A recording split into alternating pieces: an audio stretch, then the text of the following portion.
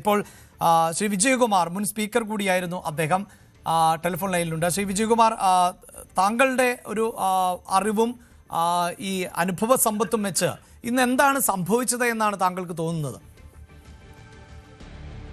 ഇന്ന് സംഭവിച്ചത് ഞാൻ നേരിട്ട് മനസ്സിലാക്കിയിട്ടില്ല, മീഡിയ വഴിയും ഒക്കെ മനസ്സിലാക്കിയതേ ഉള്ളൂ. പക്ഷെ അറിഞ്ഞ കാര്യം ഒരു പോലീസ് പ്രവേശിച്ചു എന്ന ഒരു കാര്യമാണല്ലോ ഇപ്പൊ പറയുന്നത്. അതെ, ഞാൻ സാർ അതൊന്നോടെ എക്സ്പ്ലെയിൻ ചെയ്യാം. അതായത് വളരെ കൃത്യമായി ഈ പോലീസ് മേധാവി, നമുക്കറിയാമല്ലോ, ഈ സ്വീകരിക്കുന്നത് സാധാരണ പുറത്തു വെച്ചാണല്ലോ സഭയുടെ, അത് ഈ രാഷ്ട്രപതിക്കും ഗവർണർക്കും ഒക്കെ വരാൻ മാത്രമുള്ള ചുവന്ന പരവതാനി വിരിക്കുന്ന ഒരിടമുണ്ടല്ലോ അല്ലെ, അവിടെ പടിവാതിക്കൽ നമുക്ക് കാണാം. സാധാരണ അത് നമ്മൾ പ്രതീക്ഷിച്ചതുമാണ്. പക്ഷെ അതിനപ്പുറത്ത് സഭയ്ക്കകത്ത് കയറുകയും ഈ സ്പീക്കറിന്റെ ഡയസ് വരെ ഇദ്ദേഹം എത്തുകയും ചെയ്യുന്നുണ്ട്. ഒരിക്കലും പാടില്ല. അത് പൊതു പ്രോട്ടോകോൾ മാത്രമല്ല, നിയമസഭയുടെ ചട്ടങ്ങളുണ്ട്. അത് മാത്രമല്ല, ഈ പരിസരം എന്ന് പറയുന്നത് നോട്ടിഫൈ ചെയ്തിട്ടുണ്ടല്ലോ. ഈ നിയമസഭാ മന്ദിരവും പരിസരവും അതെ സ്പീക്കറുടെ നിയന്ത്രണത്തിലാണ്. സ്റ്റേറ്റ് പോലീസിന്റെയോ മറ്റ് ഏതെങ്കിലും സേനാ വിഭാഗത്തിന്റെയോ നിയന്ത്രണത്തിലല്ല എന്ന് മാത്രമല്ല, എന്തെങ്കിലും ആവശ്യമുണ്ടെങ്കിൽ സ്പീക്കറുടെ അനുമതി ആണ് ഏറ്റവും പ്രധാനം. സ്പീക്കറാണ് ഇതിൽ വാസ്തവത്തിൽ സ്പീക്കറുടെ പ്രതികരണമാണ് നമ്മൾ അറിയേണ്ടത് ഇതിൽ ഏറ്റവും.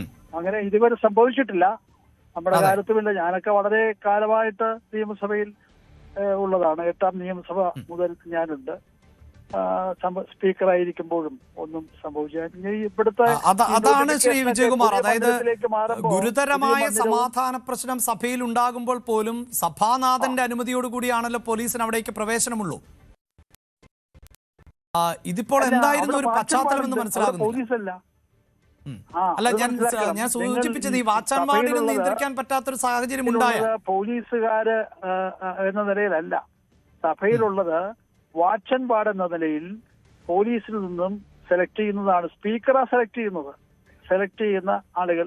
അതിനൊരു തലപ്പത്ത് ഒരു ചീഫ് മാർഷൽ ഉണ്ടാവും. ചീഫ് മാർഷലും നമ്മൾ ആവശ്യമുള്ള ഫോഴ്സും സ്പീക്കർ സെലക്ട് ചെയ്യുന്നതാണ്. സ്പീക്കർ DGPയോട് ചോദിക്കും, അവര് ഒരു ലിസ്റ്റ് കൊടുക്കും.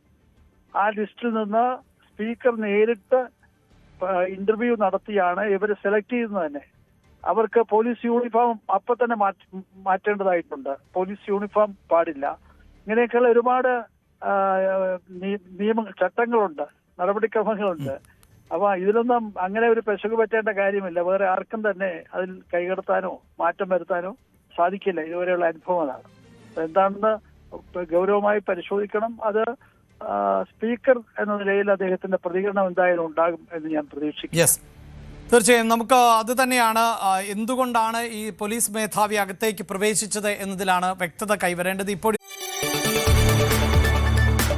കൂടുതൽ വാർത്തകൾക്ക് News 18 Keralam YouTube channel subscribe ചെയ്യുക.